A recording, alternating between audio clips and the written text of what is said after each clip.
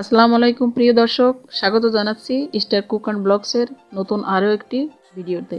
আজ আমি আপনাদের চাইনিজ চিকেন ভেজিটেবল কিভাবে বাসায় তৈরি করা যায় সেই রেসিপিটি শেয়ার করব। সারা বছর পাওয়া যায় এমন কিছু সবজি দিয়ে আমি এই রেসিপিটি করেছি, আরও কিছু শীতকালীন সবজি নিয়েছি।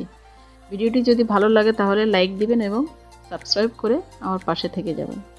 এই চাইনিজ ভেজিটেবলটা করার জন্য আমার যে সব সবজিগুলো প্রয়োজন হবে: পেঁপে 200 গ্রাম, গাজর হাফ কাপ, পাতাকপি হাফ কাপ কিউব করে কেটে নিয়েছি, ফুলকপি half cup, capsicum half cup, পেঁয়াজ কাটা বড় দুটি সাইজের পেঁয়াজকে ফালি করে ছাড়িয়ে নিয়েছি, কাঁচামরিচ ফালি করে নিয়েছি 2টি, আর রসুন কুচি আর আদা কুচি 1 টেবিল চামচ করে।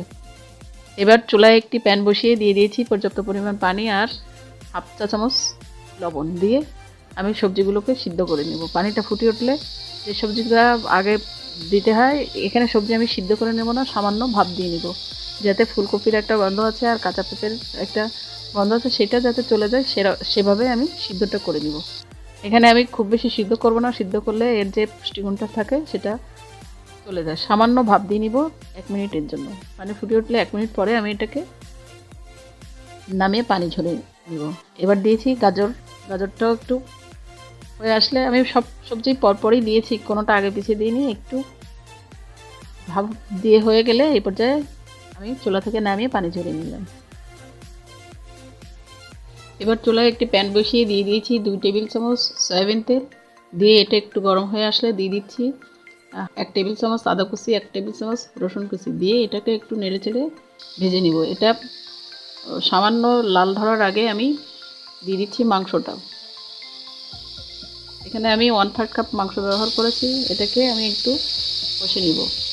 মাংসের সাথে দিয়ে দিচ্ছি স্বাদ অনুযায়ী লবণ, আদা বাটা 1/4 চা চামচ, রসুন বাটা 1/4 চা চামচ আর 2টা কাঁচামরিচ দিয়ে এবার আমি একটু মাংসটাকে কষিয়ে নিব। মাংসটা একটু কষে আসলে দিয়ে দিচ্ছি চাইনিজ ভেজিটেবলের একটাই সিস্টেম, সেটা হচ্ছে এটা রান্নার সময় সবজি যখন দেওয়া হবে তখন হাইটে রেখে এটাকে রান্না করতে হবে, যাতে সবজিগুলো নেতিয়ে না যায়। বাঁধাকপি দেওয়ার পরে দিয়ে দিয়েছি ক্যাপসিকাম কুচি। এগুলো কীভাবে কেটেছি সেগুলো আপনাদের আগে থেকেই শেয়ার করেছি, আবার কিনে দেখেও বুঝতে পারছেন ভিউয়ার্স। এবার এটা একটু ছোটে আসলে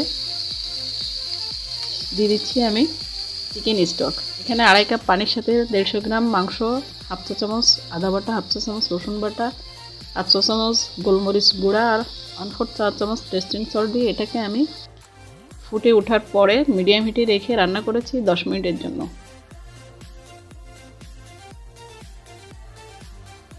এবার দিয়ে দিচ্ছি পেঁয়াজটাও এখানে আমি সবজি আকারে ব্যবহার করব, দিয়ে দিলাম। দিয়ে একটু ফুটে আসলে দিয়ে দিচ্ছি আগে থেকে সিদ্ধ করে রাখা যে সবজিটা সিদ্ধ করে পানি ঝরিয়ে রেখেছিলাম সেটাই। আমার এখানে চিকেন স্টকটা ব্যবহার করেছি 2 কাপ। এবার একটু নাড়াচাড়া করে আমি লবণটা একটু মাঝখানে চেখে দেখেছি লবণটা ঠিক আছে কিনা। লবণটা একটু কম ছিল, সেটাও একটু দিয়ে দিলাম। এবার কর্নফ্লাওয়ার 3 টেবিল চামচ কর্নফ্লাওয়ারকে পানি দিয়ে গুলিয়ে এখানে ব্যবহার করে দিলাম। এখানে কর্নফ্লাওয়ারটা ব্যবহার করতে হবে সবজির যে গ্রেভিটা হবে সেটাকে গাঢ় করার জন্য। চাইনিজ রেস্টুরেন্টে সাধারণত এই কর্নফ্লাওয়ারটা দিয়েই সবজিটা গ্রেভিটা গাঢ় করে।